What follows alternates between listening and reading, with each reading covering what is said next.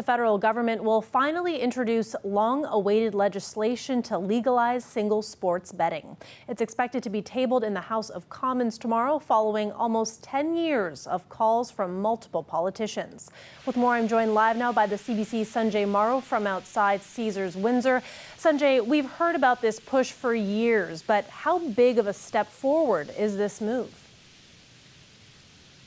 Well, Katerina, this is a major step. From the people I spoke with today, they say this is a huge hurdle that's expected to be crossed. Now, for the Liberals to pass this legislation through, they would need support from another party, but little opposition is expected. That's because never before has there been such support for single sports betting across the political spectrum. Of course, there's NDP MP Brian Massey, a longtime supporter of single sports betting, as long as a 50-yard field goal. On the Conservative side, an MP from that party earlier this year put forward a private member's bill to abolish the ban on single sports betting. And then, of course, on the Liberal side, there's Eric Kuzmerchek, the current Windsor-Tecumseh MP, who has expressed his support for single sports betting, and with it, the full weight of the federal government.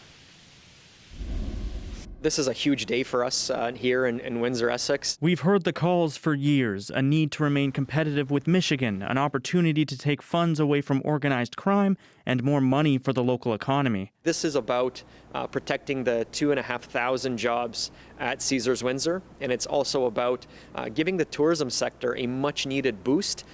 A sector that was slammed due to COVID-19. It's all about jobs with me. You know, it's not about wins. It's not about anything but jobs. And this, I think, will create jobs. At Caesars Windsor, the pandemic has allowed for just 10% of its workforce to be called back, not nearly enough to accommodate the increased demand that single sports betting is set to bring to the casino. But the union says it's all about getting ahead of the problem for the day when those COVID restrictions are lifted. Timing isn't the big issue. We need to get it across the finish line first, and then we worry about them other issues. Each province will be able to decide what they want to do, and that's the beauty of the legislation. It's the simplicity of it, is it doesn't force a province to do anything. Massey, the key advocate for legalizing single sports betting, says one of the major goals of this new legislation to allow for people to engage in single sports betting online. But Massey says any concerns with how that could take jobs away at the local level is not up to the federal government to work out. There could be more weight in putting towards restrictions on the casino front for, versus the shop or the pro line or whatever. They'll have to decide that, but that'll be up for the provincial legislature to decide.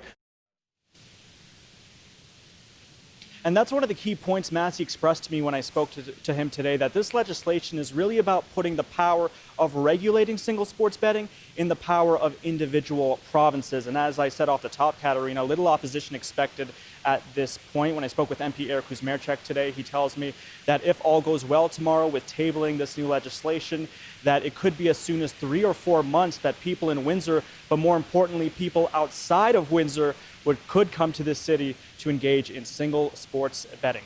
Katerina. Thanks, Sanjay. The CBC's Sanjay Morrow reporting live tonight.